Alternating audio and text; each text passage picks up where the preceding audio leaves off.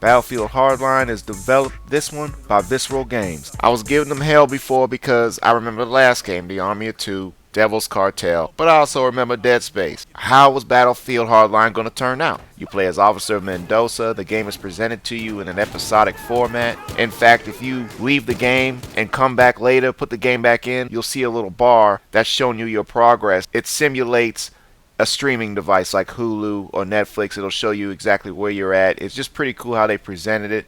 In fact, it'll say previously on Hardline or next time on Hardline. So I think you understand where I'm going with that. So the presentation is good. The story mode is by the numbers. I mean, it's nothing gonna really blow your mind here, but there's some cool set pieces. The cast is solid. I like Officer Mendoza. Benito Martinez is in this too. I was a big fan of the Shield, so it was cool to see him. You want to go in there Rambo style, you can do it, but really you could get by almost the entire game just sneaking up on folks and arresting them. I will say this, the way people react, the AI is a little crazy. I think that they move unrealistically. There have been some times where my partner will walk right past them and they don't even acknowledge them, but of course if they see me, you know they're going to start shooting. So I think the AI could use a little bit of tweaking in that. Again, it's not a deal breaker, but it's like, you know, when the game looks as good as this and the movements are so realistic, to see people not acting properly, it's a little weird. But overall, it's a campaign, you know, you could probably finish it 5 or 6 hours. So that's that. On to the multiplayer. This is the meat, this is the bread and butter, and most certainly that is the case. You play as the police or the thugs running around. You know, you have your typical team deathmatch, you have your traditional conquest, if you remember that. Very similar, same type of deal. So they're catering to those people. And yes, I feel like because this version allows 66 players on the console, you can get 66 at the same time. It really does feel like a war, even though it's cops versus robbers. But it feels like this would be the ultimate gang war of all time if this really went down, because this is chaotic, especially when you're playing team deathmatch.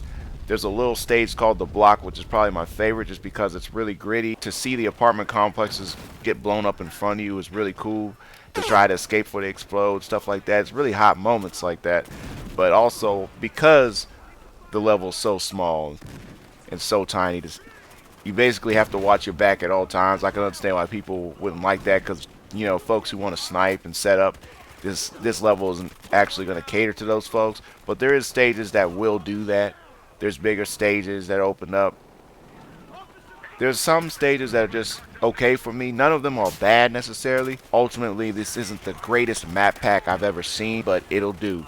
And of course, you know they're going to have that $50 DLC that's coming later on. Ultimately, with the modes and maps that are on disc, if you weren't going to buy that DLC, I think you're still pretty good. They have a VIP. He has a golden gun. If you kill him, your team wins. You know, that type of mode. I think you know where I'm going with that. It's nothing special. But Heist is pretty cool.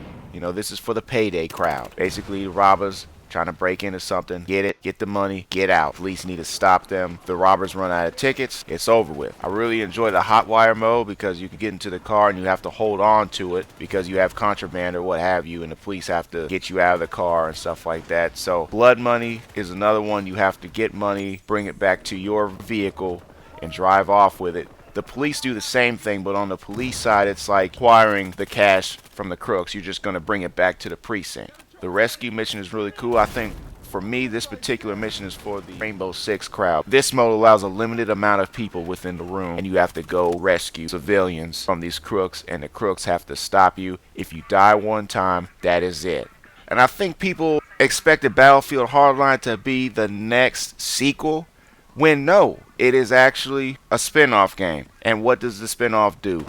It gives you something different, but it also captures some of the magic that you're used to in a series. For me, that's what Battlefield Hardline does. I have my campaign issues. I think the maps could overall be a little stronger, but I think this is a game for $60. If you're a multiplayer type of dude, you can get some decent mileage out of. I'm giving Battlefield Hardline a 4. This is real life and it's real. Out of 5.